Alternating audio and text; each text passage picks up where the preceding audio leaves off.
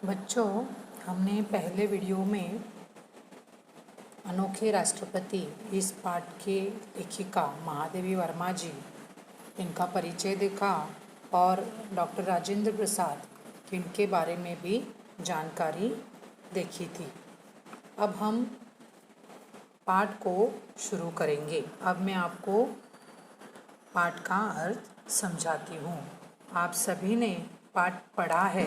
लेखिका महादेवी वर्मा जी कहती है कि राजेंद्र बाबू को मैंने पहले गद्यात्मक वातावरण में देखा था, यानी कि तब तक महादेवी वर्मा जी पद्य यानी कविता लिखना उन्होंने शुरू नहीं किया था।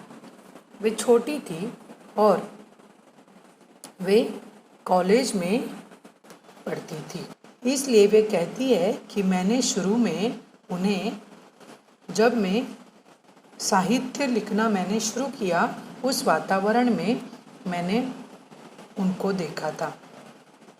गद्य में कितने भाव होते हैं, ये जब हम वो गद्य पढ़ते हैं तो ही हमें मालूम होता है।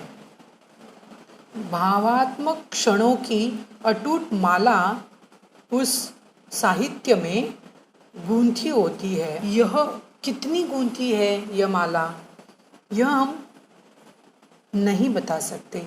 यह निश्चित रूप में बताना सचमुच बहुत ही कठिन है, क्योंकि साहित्य से कितने मिले जुले हैं यह भी उस पर निर्भर होता है।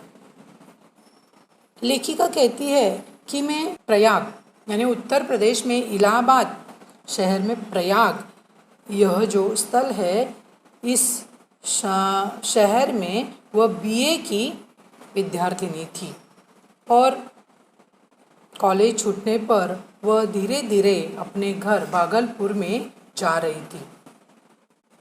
पटना में उसके भाई मिलने वाले थे, उस भाई से उनकी मुलाकात होने वाली थी, इसलिए वे स्टेशन पर ही कुछ क्षण उनकी राह देखते हुए वहाँ खड़ी थी और कुछ घंटे वहाँ उन्हें व्यतीत करने पड़े।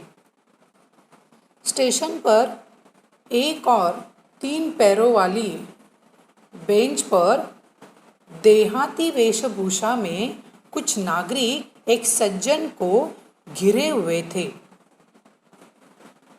और जो सज्जन विराजमान थे उन्हें देखकर लेखिका की दृष्टि उनकी ओर विहंगम रूप से जाकर आ गई। देहात यानी गांव के लोगों का जो पोशाक होता है, उस पोशाक में एक सज्जन बैठे हुए थे और वहाँ कुछ लोगों ने उन्हें घेर लिया था।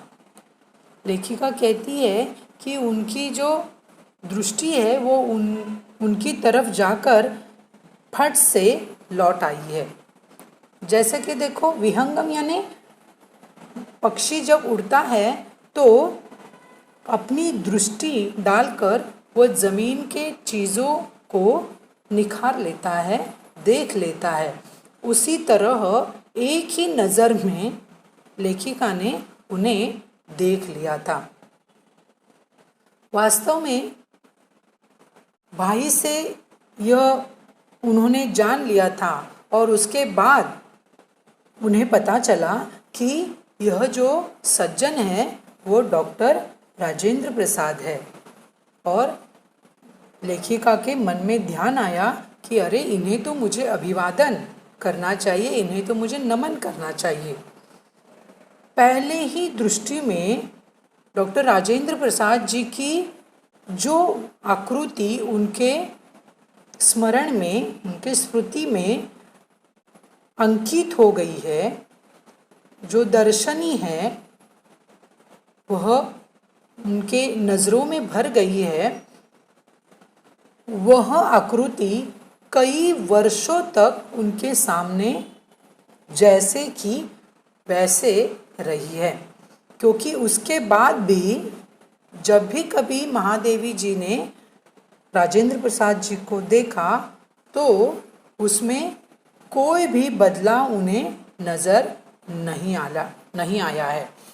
कोई भी एक नई रेखा भी नहीं जोड़ी है और कोई भी रंग भी भरा हुआ नहीं नजर आ रहा है। सत्य में जैसे कि कुछ घटाना या जोड़ना संभव नहीं रहता, वैसे ही सच्चे व्यक्तित्व में भी कुछ जोड़ना या घटाना संभव नहीं है।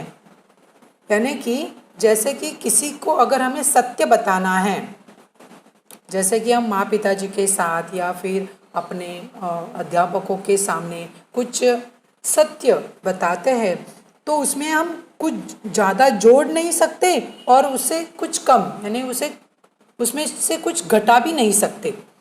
उसी तरह जो सच्चे व्यक्तिमत्व होते हैं ना, उनमें कुछ अधिक जोड़ा भी नहीं जाता और घटाया भी नहीं जाता। उनमें कुछ परिवर्तन कभी होता ही नहीं है, ऐसे हमें दिखाई देता है। ठीक है बच्चों, अगला पाठ हम अगले वीडियो में देखेंगे। धन्यवाद।